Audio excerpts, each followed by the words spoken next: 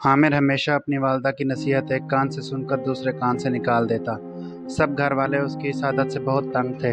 वो घर की सारी जमा पूंजी अपने नशे की बुरी आदत में सर्फ कर देता। उसका एक ही भाई इमरान था जो बहुत मेहनती था। आमिर के वालिद 3 साल पहले वफात पा गए थे। उनकी वफात के बाद इमरान ने अपनी तालीम अधूरी छोड़कर घर का खर्च संभाल लिया।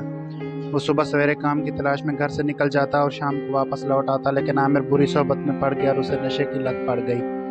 उसके घर वालों ने उसे बहुत समझाया, लेकिन उसके कान पर जूं तक न रेंगती। उसके दोस्त उसे उसके घर वालों के खिलाफ बरगलाते हुए उनकी बातों में आ जाता। एक रोज़ आमिर नशा करके रात को देर से घर पहुंचा और चिल्लाकर अपनी वालदा से खाना मांगा तो उस पर उसकी वालदा ने कहा, आमिर बेटा, घर में कुछ खाने को नहीं है।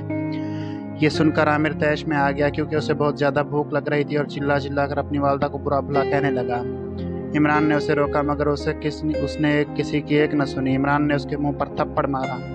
उनकी वालदा ये सब देखकर बिलक बिलक कर रो रही थी। अगली सुबह माँ ने आमिर से कहा, पहले काम करो, रकम ला, फिर घर में खाना पकेगा। ये सुनकर आमिर आग बगोला हो गया। वो अपनी माँ को धक्का देकर वहाँ से बाहर निकल गया। जब वो अपने दोस्तों के पास पहुंचा तो उसके पास पैसे न होने की वजह से उसके दोस्त उससे झगड़ा करने लगे और उसे इतना मारा कि वो जख्मी होकर ज़मीन पर गिर पड़ा। वो गली में बेहोश पड़ा था। तब चचा करमदाद के वहाँ से गुजर हुआ। उन्होंने आमिर को इस हालत में पाया। वो उसे अस्पताल ले गए और वहाँ से जब उसके घर में उसकी माँ को बताया तो वो बहुत परेशान हुई। जब इमरान वापस आया तो उसके हाथ में मिठाई का डब्बा था और वो बहुत खुश लग रहा था, क्योंकि उसकी एक फैक्ट्री में नौकरी लग गई थी। उसकी वालदा बहुत खुश हुई, लेकिन जब इमरान को आमिर की इस बात का इल्म हुआ तो वो बहुत परेशान हुआ।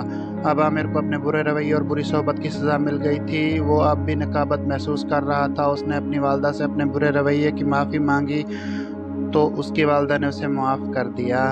कुछ दिन बाद आमिर ने एक सरकारी स्कूल में दाखिला ले लिया। अब आमिर दिल लगाकर पढ़ाई करने लगा। वक्त के साथ साथ